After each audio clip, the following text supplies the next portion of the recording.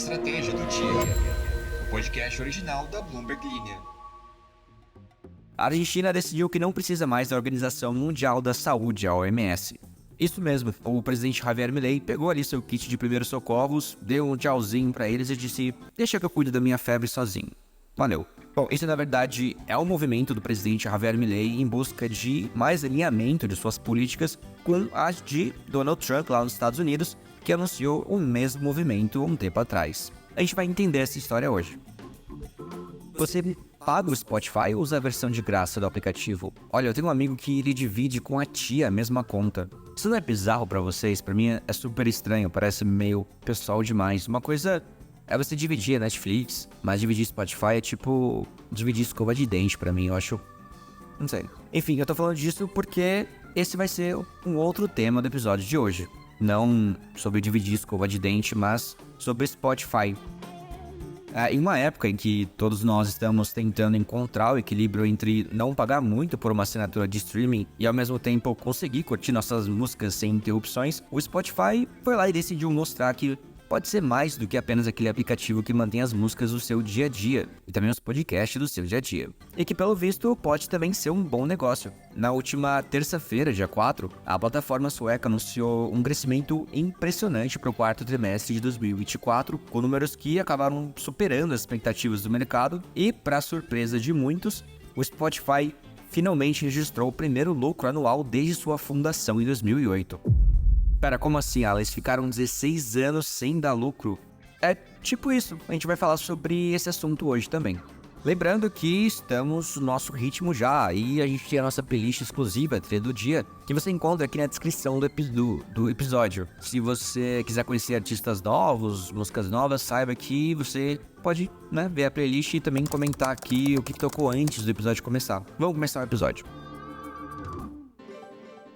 Bom, vamos falar de Argentina primeiro. Na última quarta-feira, dia 5, o país, a Argentina, anunciou que vai deixar a Organização Mundial da Saúde. A medida ela foi tomada pelo governo do presidente Javier Milei e a decisão foi explicada por Manuel Adorni, que é o porta-voz da presidência. Ele citou que há diferenças profundas, e eu fiz aspas com os dedos. Não sei porquê, vocês não estão me vendo. Isso em relação às políticas de saúde da OMS, especialmente no contexto das orientações durante a pandemia de Covid-19. Bom, de acordo com Adorni, uma das principais razões para a saída é o desejo do governo argentino de preservar a soberania nacional, especialmente em áreas mais sensíveis como a saúde pública. Ele reforçou que a Argentina não vai aceitar mais intervenção de organizações internacionais nas suas decisões internas, particularmente em relação à forma como o país lida com questões de saúde. Bom, o governo argentino, portanto, continua planejando formalizar a decisão através de um decreto presidencial que deve ser assinado por Javier Milei nos próximos dias.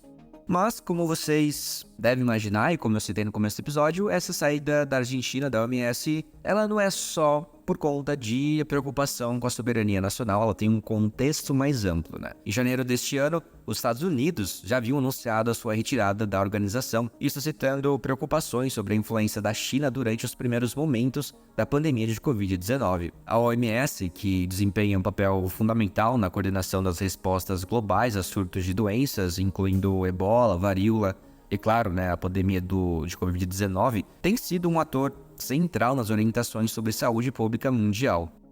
E é importante destacar também que os Estados Unidos são o maior doador da OMS, isso com uma contribuição financeira significativa que ajuda a manter as operações da organização. Ou seja, a saída de Washington gerou críticas de cientistas e especialistas em saúde global, agora começaram a temer que isso possa enfraquecer a capacidade da OMS de agir diante de futuras emergências de saúde. Mas voltando para a Argentina, porque é esse o assunto de hoje, a saída do país da OMS, apesar de simbólica, não vai ter grande impacto financeiro imediato sobre a organização. A Argentina contribuiu com cerca de 8,3 milhões de dólares no orçamento da OMS para o período de 2024 e 2025. Para vocês terem uma ideia, é uma fração bem pequena dos mais de 6,9 bilhões de dólares que a organização espera arrecadar dos seus membros.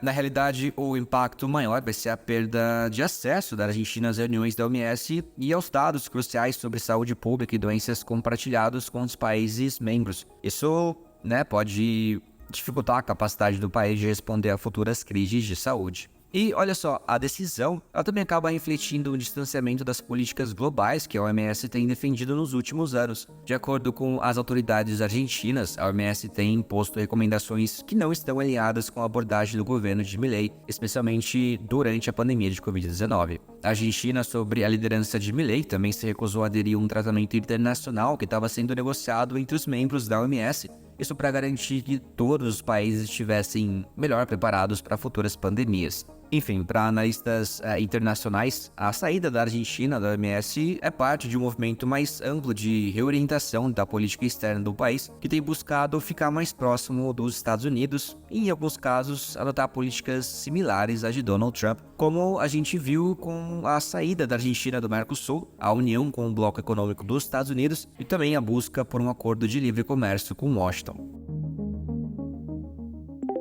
Agora, bora falar de Spotify. Tá, o que aconteceu pro Spotify começar a dar lucro depois de 16 anos? Sim, 16 anos. O total de usuários ativos mensais da plataforma simplesmente subiu para 675 milhões. Para colocar isso em perspectiva, se o Spotify fosse um país, ele seria muito maior que alguns países. Eu não sei, eu não vou pesquisar outro país agora para comparar, desculpa. E olha só, isso superou as estimativas de Wall Street, que tinha previsto cerca de 664,9 milhões de usuários. Eles realmente superaram a meta de um jeito bem grande. E se você acha que isso já era impressionante, a plataforma também conseguiu um aumento recorde no número de assinantes. Pois é, são agora 263 milhões de pessoas que pagam para usar o Spotify. Eu não sei se você é uma dessas pessoas, mas saiba que agora muito mais gente paga também.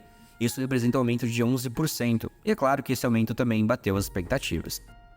Além de mais assinantes, o Spotify, como se você paga já deve ter percebido, aumentou os preços. Exatamente, o Spotify fez 2 rodadas de reajuste isso nos últimos 12 meses. O que significa que você pode estar pagando mais pelo Spotify, mas pelo menos você tem o podcast A Estratégia do Dia, que faz valer a pena. Agora, Daniel Ek, o CEO do Spotify, que tem sido o cara por trás desse crescimento todo, fez uma reflexão interessante, olha só.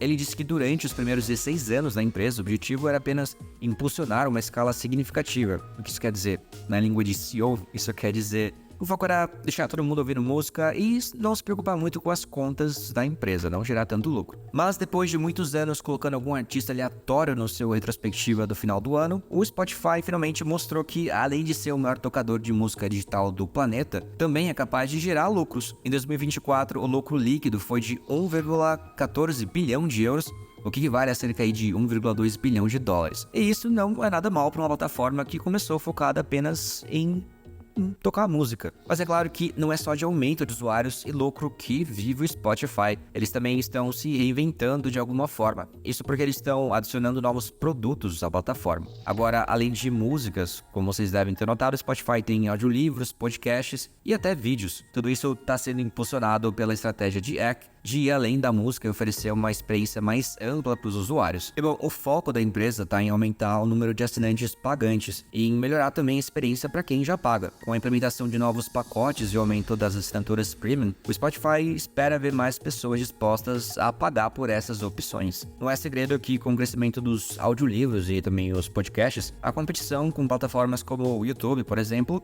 está esquentando. Para se ter uma ideia, o Spotify já tem mais de 300 mil podcasts em vídeo na plataforma. Eles até criaram um novo modelo de negócios para criadores, onde os colaboradores eles são pagos com base na quantidade de conteúdo consumido e não pelos anúncios. Isso já coloca o Spotify bem mais próximo do que funciona no YouTube, né? Mas com a diferença de que se você for realmente fã, você vai pagar para ver o conteúdo e não apenas passar por anúncios.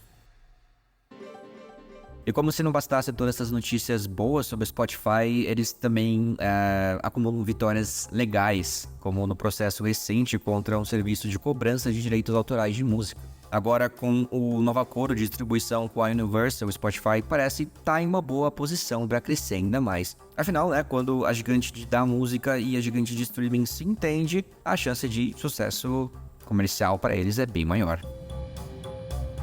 Bom, essas foram as notícias do dia. Eu sou o Alan Blanco, as informações são da Bloomberg News e o episódio foi editado por Lorian Queiroz. E bora dar uma lida nos comentários do último episódio. O Brian Souza disse: "Nossa, tô rezando para que nossa carga horária diminua logo. Não aguento mais trabalhar na escala 6x1. Pois é, Brian, eu sei como você se sente. Vocês comentaram aqui sobre essa novidade de chamar convidados para os episódios. Algumas pessoas não gostaram, falaram que não fica tão dinâmico. Outras já falaram que fica mais dinâmico. Então eu queria saber a sua opinião. O que você achou de eu ter chamado o Daniel e a Nayara? Vocês gostaram? Acharam que ficou melhor? Ficou pior? Comenta aqui. Alessandra Dias diz: chocada, Alan. Roubado ou furtado na Arábia Saudita e descontado do salário. Pois é, acontece. Uma história cara, podia ter saído mais barato, mas consegui entreter algumas pessoas, pelo menos. João Vitor diz assim: e aí, primo Alan, minha primeira interação por aqui. E aí, João, tudo bom?